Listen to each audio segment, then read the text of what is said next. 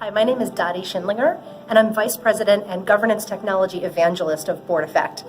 It's really nice to speak with you today. I've had a wonderful time here at the Kansas Hospital Association Critical Issues Board Summit, and today I was presenting on two different topics. The first one was about the difference between management's role and the governance role of the board in overseeing the work of the hospital. So we spent quite a bit of time today talking about the different swim lanes that boards and CEOs have to occupy, and then that space where they share information and they share the governance role.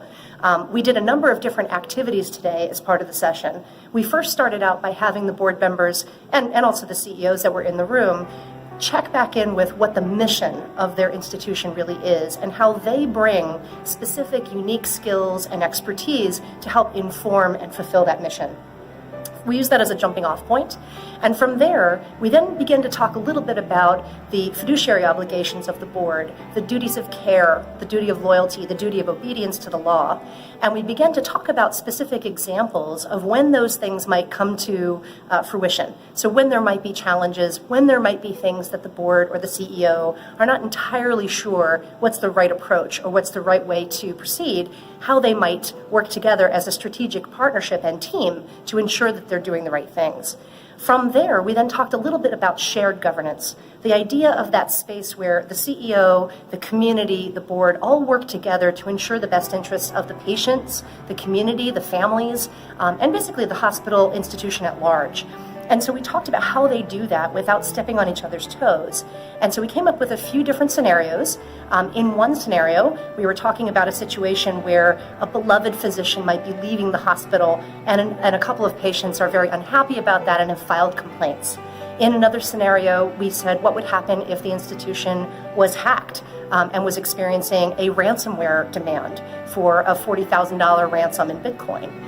And in a third scenario, we said, well, what would happen if a local long-term care facility was seeking the opportunity to be acquired by the healthcare system? In those three scenarios, we asked the people in the room to talk about what would be the board's role in managing that type of a scenario versus what would be the role of the CEO and the staff. And so they talked about those and came up with some ideas. What would be some questions the board should ask? What would be some questions that the CEO should ask? We then took that and went into a bit of information about this idea of generative governance, which comes from Richard Chait and Bill Ryan and Barbara Taylor from a book called Governance is Leadership, which is about a decade old.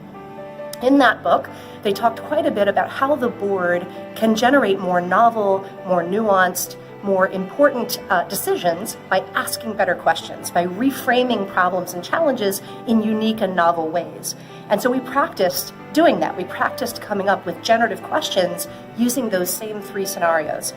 So the group spent some time thinking about what would be some generative questions they could ask around a physician departure or a ransomware attack or a potential merger.